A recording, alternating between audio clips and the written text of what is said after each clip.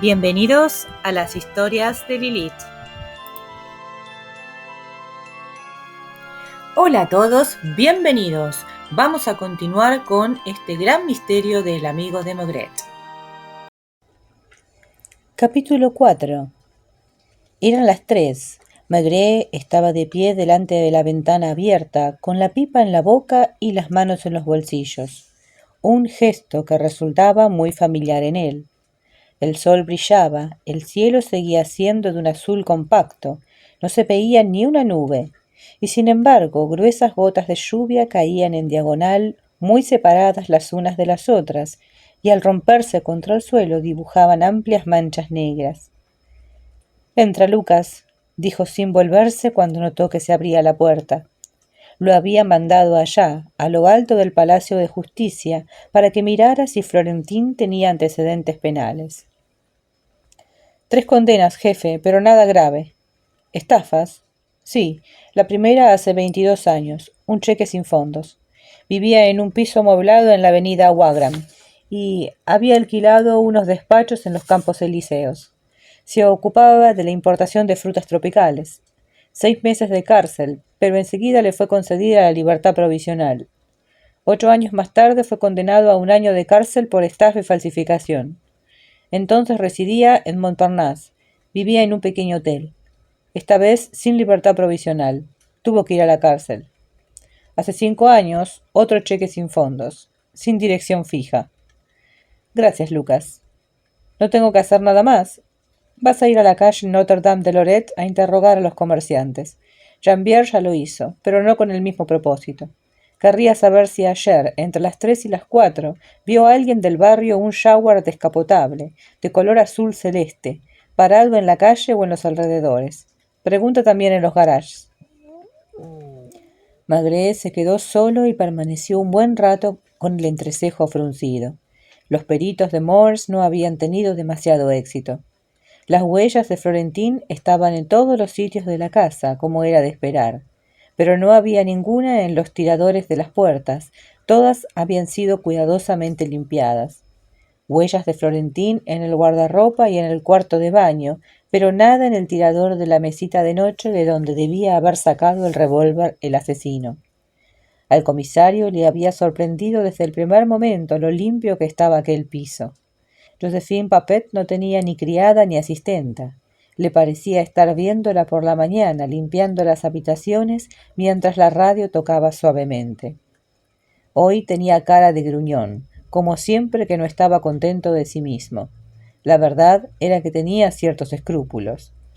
Si Florentín no hubiera sido su compañero en Moulins, ¿no le habría pedido ya el juez de instrucción una orden de arresto contra él? El hijo del pastelero no había sido nunca lo que normalmente se llama un amigo. Ya en el instituto, el joven Maigret no simpatizaba excesivamente con él. Florentín era gracioso, hacía reír a todos los de la clase y se arriesgaba muchas veces a que le castigaran para que se divirtieran sus compañeros. Pero no había en su actitud muchas veces algo como un desafío rayano en la agresividad. Se burlaba de todo el mundo, imitaba cómicamente las expresiones de la cara y los tics de los profesores. Sus salidas eran muy agudas, desde luego. Continuamente espiaba el efecto que producían en las caras de sus condiscípulos y se habría sentido decepcionado si no les hubiera visto reírse. Pero en realidad no se sentía quizá ya entonces un poco al margen, distinto de los demás, y no sería por eso por lo que ya entonces su humor resultaba algo agrio. En París, hecho un hombre ya, había continuado conociendo épocas más o menos buenas y otras sombrías, como los tiempos en la cárcel. Sin embargo, sin confesarse vencido, había continuado conservando su buen porte. Con un traje ajado seguía siendo aún un hombre elegante, de una elegancia natural. Mentía sin darse cuenta. Siempre había mentido y no le molestaba que su interlocutor se diera cuenta. Cuando contaba alguna de sus fantásticas historias, parecía estar diciendo: «Está bien, sin embargo, lo que digo no te parece. Lástima que no haya cuajado». Debía haber frecuentado el Fouquet's y otros bares de los Campos Elíseos, los cabarets y todos los lugares en los que uno puede creerse falsamente a alguien. En el fondo, Maigret sospechaba que era un inquieto. Su papel de cómico era solo pura fachada, para defenderse contra una verdad penosa. Era un fracasado, el típico fracasado, y lo que era más grave, un fracasado ya viejo. Era por compasión por lo que Maigret no lo había arrestado, o porque Florentín había acumulado excesivas pruebas contra él, siendo un tipo inteligente. Era extraño que se hubiera llevado la lata de bizcochos donde Josie guardaba sus economías envueltas en el periódico de aquella misma mañana.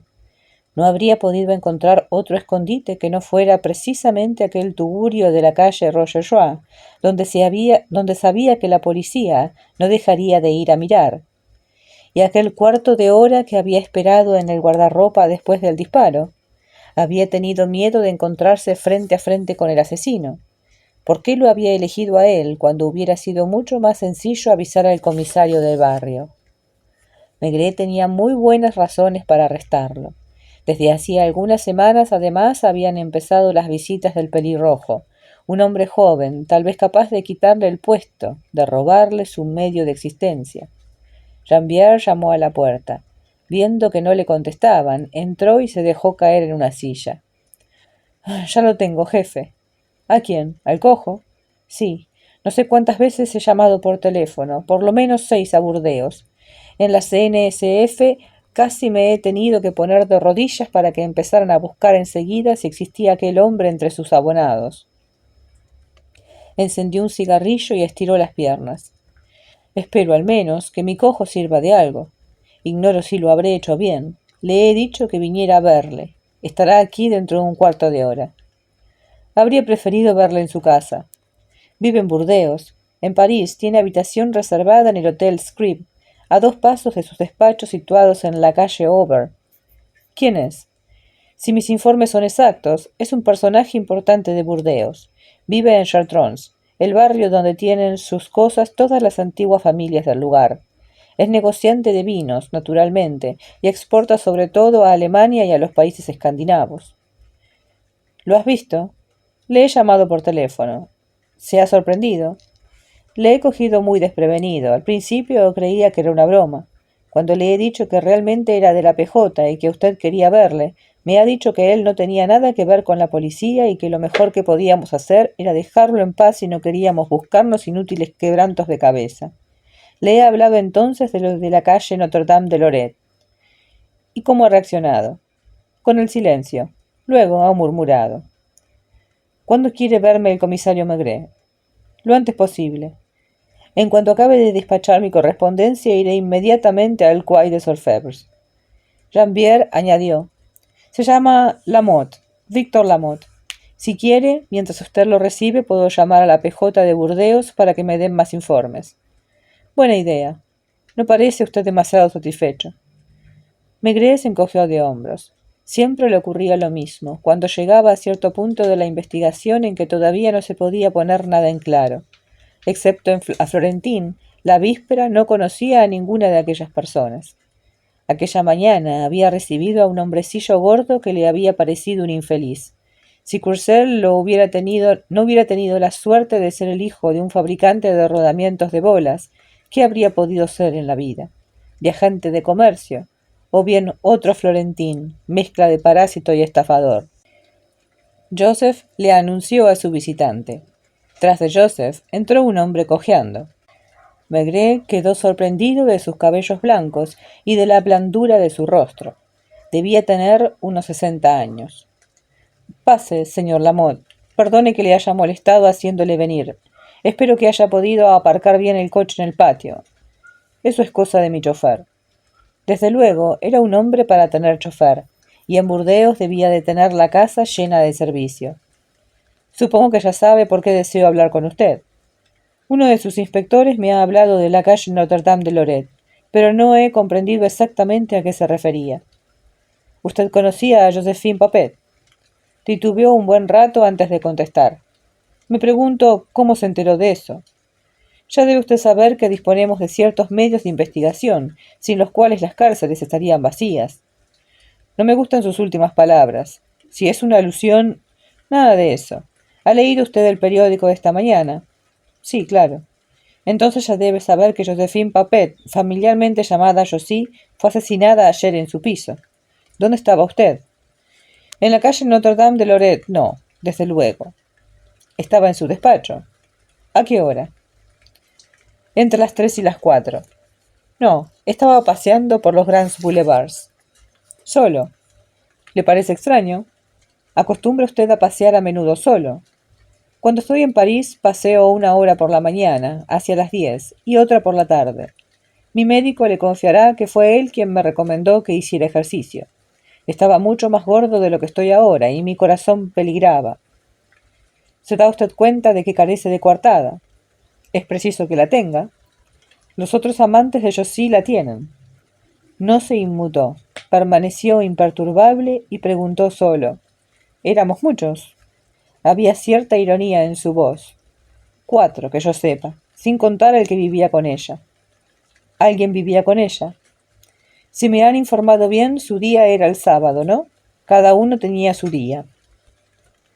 Soy un hombre de hábitos constantes. Me impongo una cierta rutina. El sábado, después de mi visita a la calle de Notre-Dame de Lorette, cojo el rápido de Burdeos para pasar en casa al final de la tarde. ¿Es usted casado, señor Lamotte? Casado y padre de familia. Uno de mis hijos trabaja conmigo en mis negocios de Burdeos. Otro es nuestro representante en Bonn y viaja a menudo por el norte. Mi yerno y mi hija viven en Londres con mis 2 nietos. Hace tiempo que conoce a Josephine Papet. 4 años, poco más o menos. ¿Qué era ella para usted? Con aire de condescendencia, no exento de desprecio, dijo. Una distracción. ¿Quiere usted decir que no sentía ningún afecto por ella? La palabra afecto me parece exagerada. ¿Quiere que la reemplacemos por la de simpatía? Era una profesional agradable y parecía discreta. Tan discreta que estoy verdaderamente sorprendido de que usted me haya identificado. ¿Puedo preguntarle quién le ha hablado de mí? No le mencionaron directamente a usted. Me hablaron del cojo del sábado. Sí, soy cojo debido a una caída de caballo a los 17 años. Tiene usted un abono en el ferrocarril y... Sí, ya comprendo. Todo consistió en encontrar el abonado del París-Burdeos que es cojo. Una cosa me sorprende, señor Lamotte. Reside usted en el Hotel Scrip. En cualquier bar de los alrededores habría podido usted encontrar a otras mujeres bonitas, dispuestas a hacer favores. El hombre de Chartrons no se dejaba aniquilar fácilmente. Respondía pacientemente a todas las preguntas, con cierta altivez, eso sí. ¿Chartrons no es acaso el Faubourg Saint-Germain de Burdeos? Se encuentran allí verdaderas dinastías. Maigret para Lamotte era solo un policía. Tenía que haberlo, claro, para proteger los bienes de los ciudadanos, pero era la primera vez que él entraba en contacto con aquel tipo de gente. ¿Cómo se llama usted? Poco importa. Maigret, si quiere saberlo. En principio, señor Maigret, he de decirle que yo soy un hombre educado dentro de ciertos principios que hoy día no se respetan mucho. No acostumbro frecuentar los bares. Y por extraño que pueda parecerle, he de decirle que jamás he puesto los pies en un café de Burdeos, a no ser en mis tiempos de estudiante. En cuanto a lo de llevar a mis habitaciones del Scribble a alguna de esas mujeres a las que usted se refiere, dése cuenta de que habría sido algo muy poco respetable y que presentaba cierto peligro además. ¿Se refiere usted al chantaje? Sí, dada mi posición económica, es un riesgo con el que había que contar. Pero en cambio, iba usted a reunirse con Josie cada sábado a la calle Notre-Dame de Lorette. Pero el riesgo era menor, ¿no cree? Maigret empezaba a impacientarse.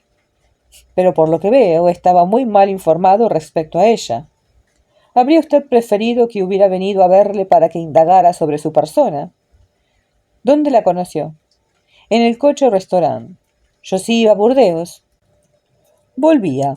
Nos encontramos frente a frente en una mesa para 2. Parecía una mujer muy normal y cuando le tendí la bandeja del pan al principio hasta me miró con desconfianza.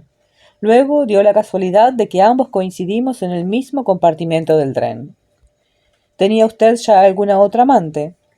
¿No le parece que esa pregunta es una impertinencia y completamente ajena a lo que está usted investigando? ¿Prefiere no contestar? No tengo nada que ocultar. Tenía una de mis antiguas secretarias, a la que tenía instalada en un estudio de la avenida de Gran Armé.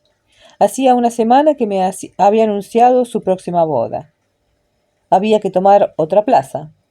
No me gusta nada su ironía y me siento inclinado a no contestar a ninguna otra de sus preguntas. Con eso lo único que conseguiría sería permanecer aquí más tiempo del que desea. ¿Es una amenaza? No, una advertencia. No me voy a tomar la molestia de llamar a mi abogado. Pregunte. Cada vez se mostraba más altanero y más duro. Tras haber conocido a Josie, ¿cuánto tiempo tardó usted en ir a la calle Notre-Dame de Lorette? 3 semanas, o quizá un mes. ¿Le dijo ella que trabajaba? No. ¿De qué pretendió hacerle creer que vivía? De una pequeña pensión que le pasaba a uno de sus tíos. ¿Y de dónde le dijo que era? De los alrededores de Grenoble. Al parecer, Josephine Papet tenía la misma afición a mentir que Florentín. Les había dicho sitios distintos a todos. ¿Le entregaba a usted una fuerte mensualidad? La pregunta me parece excesivamente delicada. Espero que me conteste. Le daba 2000 francos cada mes, en un sobre, mejor dicho, se lo dejaba encima de la chimenea. Maigret sonrió. Le parecía haber vuelto a la época de sus comienzos en la policía, cuando se veía aún por los bulevares a viejos caballeros, de charolazos zapatos, con polainas blancas y monóculo, persiguiendo a las mujeres bonitas. Era la época de los entresuelos amueblados, de las mujeres mantenidas, que tenían que tener la misma dulzura, la misma discreción y el mismo buen carácter de Josephine Papet. Víctor Lamotte no era un enamorado. Su vida radicaba en su hogar, en Burdeos, en su casa austera, en los días que pasaba en el Hotel Scribe y en sus despachos de la calle Auber. Pero necesitaba de un oasis donde pudiera dejar a un lado su máscara de hombre respetable y hablar sinceramente. ¿Y acaso no era lo mejor hablar con una mujer como Josie, a la que se le podía decir todo sin que nada de lo dicho pudiera tener malas consecuencias? ¿No conocía usted a ninguno de sus otros visitantes? Nunca me los presentó. Pero accidentalmente podría haberse encontrado usted con alguno de ellos. Pues no ocurrió así. ¿Salía usted con ella? No. ¿Su chofer le esperaba en la calle cuando usted iba a verla? Víctor Lamotte se quedó mirando a Maigret como si lo considerara tonto. Siempre fui a su casa en taxi, naturalmente. ¿Sabía usted que se había comprado una casa en Montmartre? No, usted es el primero en decírmelo. Aquello no le interesaba ni poco ni mucho, le daba igual, se notaba claramente. Además, se han encontrado 48.000 francos en su piso. Una gran parte de ellos procedían seguramente de mí, pero no tema, no pienso reclamarlos. ¿Le ha afectado su muerte? A decir verdad, no. Millones de personas mueren cada día. Maigret se levantó. Ya no podía más. Si hubiera proseguido un cuarto de hora más aquel interrogatorio, le habría costado mucho ocultar su desprecio. ¿No me hace usted firmar ninguna declaración? No. Tengo que esperar la visita del juez de instrucción ahora. No puedo decirle nada. En el caso de que este asunto pasara a los tribunales, irá, en efecto. A condición de que usted encuentre al asesino, lo encontraré. Le prevengo que yo haré todo lo posible para no declarar como testigo. No tengo amigos verdaderamente importantes en... Lo dudo. El comisario andaba ya hacia la puerta que mantenía totalmente abierta. En el momento de cruzar el umbral, Lamotte se volvió. No supo si saludar o no, pero acabó marchándose sin decir ni una palabra. Con aquel ya eran 3. Solo faltaba el pelirrojo. Maigret estaba de muy mal talante y necesitó bastante tiempo para calmarse. Había cesado de llover hacía ya un rato. Una mosca, tal vez la de la víspera, había entrado en el despacho. Mientras se sentaba, ahora maquinalmente, escribía algo en un papel que tenía delante. Algo que decía premeditación. Pero a menos que el asesino fuera Florentín, la premeditación era improbable. El asesino había ido sin armas a la casa, pero era alguien que conocía bien el lugar porque sabía que había un revólver cargado en el cajón de la mesita de noche. Y posiblemente ya contaba con él. Suponiendo que Florentina en efecto se encontrara en el guardarropa, ¿por qué aquel hombre había permanecido casi un cuarto de hora en la habitación de Josy, en la que sólo podía ir y venir pasando por encima del cadáver? Buscaba dinero. En tal caso, ¿cómo no lo había encontrado cuando bastaba abrir un cajón del modo más normal? Buscaba alguna carta, algún documento. Ni François Paré, el funcionario, ni Fernand Coussel, el gordo, ni siquiera el altanero Víctor Lamotte necesitaban dinero. Los tres, en cambio, habrían reaccionado violentamente ante un chantaje probablemente. Siempre volvía a encontrarse solo con Florentín en las manos. Florentín, a quien el juez habría hecho arrestar si hubiera estado al corriente de los hechos. Muy bien, amigos, finalizamos acá con la presentación de un tercer amante de Josy. Y este hombre rompe con la regla que veníamos teniendo, que eran hombres enamorados, hombres que idealizaban a esta mujer. Acá no, acá tenemos a un hombre bien consciente de que Josy es, según él, una profesional. Una profesional la llama. Y bueno, es una persona que realmente ha disgustado por sus maneras al comisario, pero bueno, sí tiene algo que ver con todos los demás, que es el dinero. ¿Sí? Es un hombre que le dejaba dinero, que la mantenía. Pero también parece sin ningún interés de asesinarla, ¿no? No tenía por qué. De hecho, si se veía envuelto, de hecho, por haberse visto envuelto, quiero decir mejor, es que él se enoja y se pone mal porque no quiere, obviamente, ser descubierto.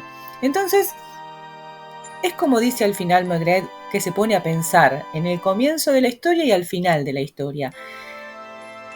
Todo lleva a su amigo. Todo lleva a su amigo.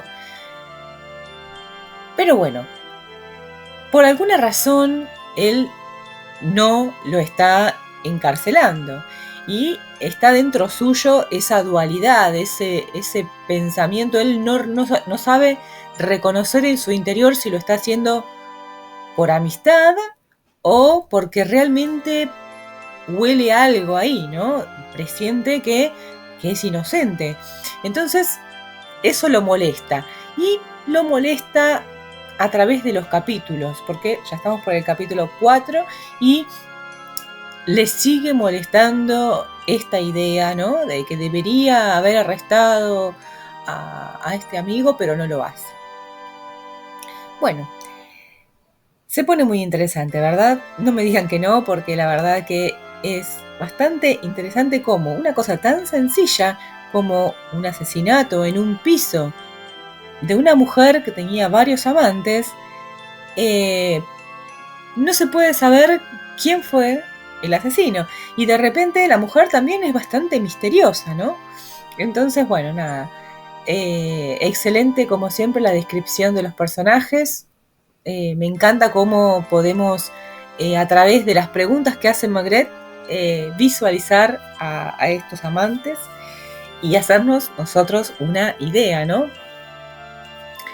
Quiero destacar que las imágenes me cuestan terriblemente a veces diseñarlas como pretendo. Por ejemplo, el comisario Maigret, yo no sé ustedes si se lo imaginan con barba o sin barba, pero yo intenté varias veces hacerlo sin barba y parece que la inteligencia artificial se pusiera en contra, o sea, porque le pongo sin barba, afeitado, cara de bebé. Quiero decir, diferentes maneras de destacar este rasgo y más barba le pone. O cuestiones así, por ejemplo, tengo también un momento en el que quise poner una imagen del amigo de Maigret y 60 años le pongo, alrededor de 60 años, alrededor de 50, 60 años. No, me pone un chico jovencito, jovencito. Entonces algunas imágenes ustedes van a encontrar que no tienen coherencia con la historia, con los personajes, pero justamente lo que les pido es que las usen como guía nada más y no como parte de la imaginación. Creo que ustedes deben de crear cada uno su personaje. Esto lo dije ya varias veces en otros capítulos, en otras oportunidades, porque me parece que es importante que la imagen solamente guíe, por ejemplo, en la época, ¿no? Estamos en una época en Francia, bueno, las ropas que usaban, la habitación de Josie tal vez, pero cada uno tiene en su corazón, en su mente, una Josie, tiene un Maigret, y bueno, y cada uno de estos personajes que se van presentando. Bueno, muchas gracias por haberme acompañado hasta este momento. Los voy a estar esperando la próxima. Suscríbanse, dejen like y sobre todo comenten, que quiero saber sus pensamientos, sus deducciones acerca de esta historia. Gracias, nos vemos.